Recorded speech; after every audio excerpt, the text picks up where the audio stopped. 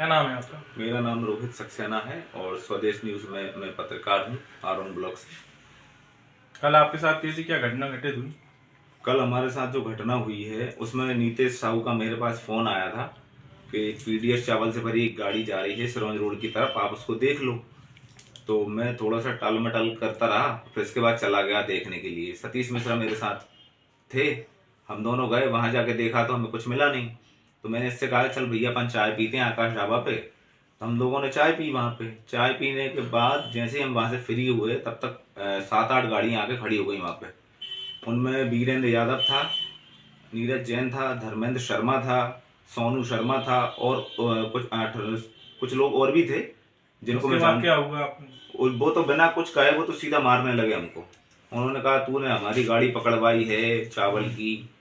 और फिर इसके बाद वहां से हमारे हाथ पैर बांधे, कम से कम आधे घंटे तक उन लोगों ने हमें मारा है वहां पे। हाँ, फिर क्या कर आगे क्या किया? फिर हाथ पैर बांधे उन्होंने हमारे और मोटरसाइकिल पे बिठा के सीधे हमको लेके चले गए रिजौदा रोड की तरफ। और वहां जाके कहने लगे हम तुम्हारी वीडियो बनाएंगे, जो हम तुमसे कहेंगे तुम वो बोलो।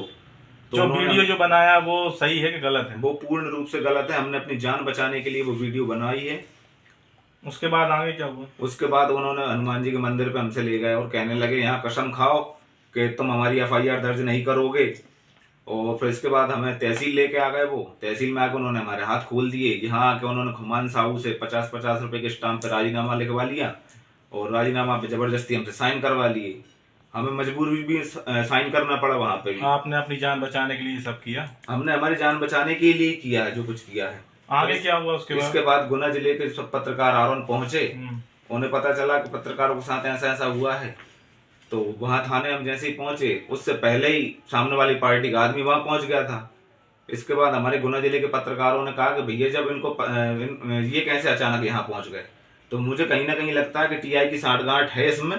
और टीआई ने जो धाराएं लगाई हैं वो बहुत गलत लगाई हैं धाराएं, उनको बचाने के लिए लगाई है वो धारा। आपकी क्या मांग है? मेरी मांग ये है कि दोषियों पे सख्त से सख्त कार्रवाई की जाए। भाई ये भी देखने में आता है 4 लोगों पे मुकदमा दर्ज किया गया जबकि बहुत लोग थे, क्या कहना चाहेंगे? वो अज्ञात लोगों को तो उन्होंने छोड़ दिया, हमने जो कहा है वो तो उन्होंने लिखा ही नहीं है। मजबूरी में ही पत्रकारों के प्रेशर के मारे उन्होंने एफआईआर दर्ज की है। आपके साथ जो मारपीट हुई आकाश ढाबा, क्या वहाँ पे सीसीटीवी कैमरा लगे उसमें फुटेज? सीसीटीवी कैमरे में हमारी फुटेज होगी वहाँ के में, वो फुटेज निकलवाई जाए। आरोन में ये अस्पताल के आगे थाने के आगे भी लेके आए हैं हमको, हो सकता है यहाँ के सीसीटीवी कैमरे में भी हमारी फुटेज हो। और पैसे का कैसा क्या? वो 20,000 रुपए लिए हैं उन्होंने हमसे कि तुम 20,000 रुपए दो तब हम तुम्हें छोड़। सतीश मिश्रा, दैनिक चंबल नवराष्ट्र, जिला गुना देखता हूँ। क्या घटना हुई आपके साथ? कल हमारे पास नीतीश साहू का फ़ोन आया था कि आरोन से सिरोंज रोड की तरफ एक गाड़ी पीडीएस के भर के जा रही है। तो मैं और हमारे साथी रोहित सक्सेना हम दोनों गाड़ी को देखने गए, लेकिन हमको वो गाड़ी नहीं मिली। वहाँ से आकर हम वहाँ पे आकर ढाबा में चाय पीने लगे। चाय थोड़ी सी पी पाई थी तब तक 6-7 गाड़ी आई थी वहाँ पे। उनको कम से कम 1-2 लोग सवार थे। उन्होंने देखा ना था, वो हमसे बिल्कुल बाहर खींच लाया हमको और कम से कम हमको आधे घंटा तक बहुत बेरहमी से मारते फिर वो हमको पकड़ कर और जो रोड पर ले गए। फिर मारा उन्होंने वहाँ जाकर और कहा कि हम तुम्हारी वीडियो बना रहे हैं, तुम ये कबूल करो कि हम 3 लाख रुपए तुम गाड़ी को छोड़ने के लिए मांग रहे थे। उसके बाद अब मरता क्या ना करता, तो हमने फिर जैसा वो कहते गए वैसे हम भैया उनसे कहते गए।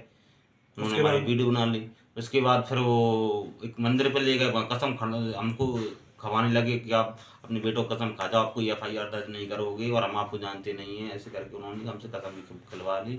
उसके बाद हमको वो तहसील कार्यालय ले आए, वहाँ पे कोई शपथ पत्र था उस पर हम साइन करवा ली। साइन कराने के बाद फिर उन्होंने हमको घर से छोड़ दिया। उसके बाद क्या हुआ? उसके बाद कुछ गुना के पत्रकार साथी भी आ गए थे, कुछ 4 उनके भी इकट्ठे हो गए थे। तो हम वहाँ पहुँचे थाने में। तो वहाँ पे हम पहले टीआई से बात की। तो टीआई साहब से बात करने से पहले ही हमारे जो विपक्ष पार्टी के थे जिन्होंने बस मारपीट की थी वो पहले से ही मौजूद थे, शपथ पत्र लेके जो उन्होंने बनवा लिया था वो। तो उनके द्वारा टीआई साहब कोई कार्रवाई नहीं की गई। फिर गुना के पत्रकारों ने उनको थोड़ा एसपी साहब से बात की, जब जाके कुछ धाराएं लगाई गई। 4 लोगों पे केस दर्ज हुआ जबकि और भी लोग थे। अब 4 लोगों को ही केस दर्ज किया गया है, लेकिन वहाँ पे कम से कम 10-15 लोग के लगभग। अच्छा, आकाश ढाबा पे आपकी पिटाई हुई है, वहाँ सीसीटीवी कैमरा लगे हुए हैं, क्या उनमें वो फुटेज होगी?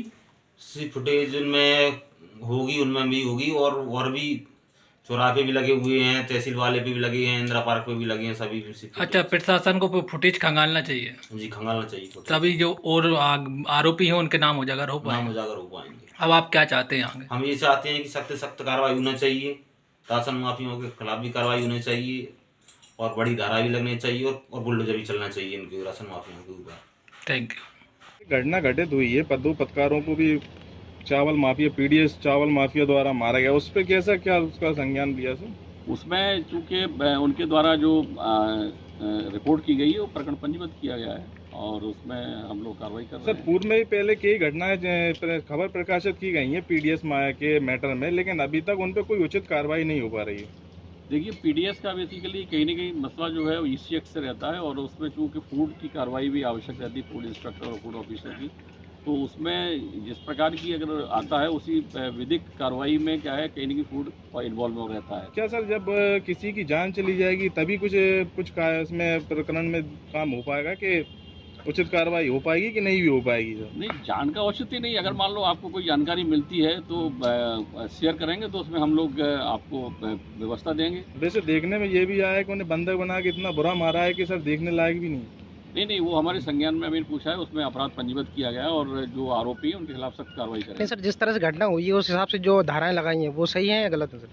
अभी पूरा इसका अवलोकन नहीं किया, मैं फरियादी पक्ष से बात करूंगा और चूंकि धाराओं का ऐसा है कि जो साक्ष्य में आएगा वो धाराएं घटती बढ़ती रहती हैं और अगर मान लो धाराएं छूटी हैं तो ऐड होंगी, लेकिन वो सब बेसम्मत कार्रवाई की जाएगी और आरोपियों के खिलाफ सख्त कार्रवाई। सर जैसे अगर इस तरह से अगर पत्रकारों पे अत्याचार होते रहेंगे तो फिर कैसे क्या आगे पत्रकार कर पाएंगे? नहीं, पत्रकारों की सुरक्षा की जिम्मेदारी हम लोगों की, ऐसा नहीं होगा और चूंकि मैं यही अनुरोध करना चाहूँगा कि ये जानकारी अगर हम लोगों को पूर्ववत मिल जाती है तो हम सुरक्षा प्रदान करेंगे।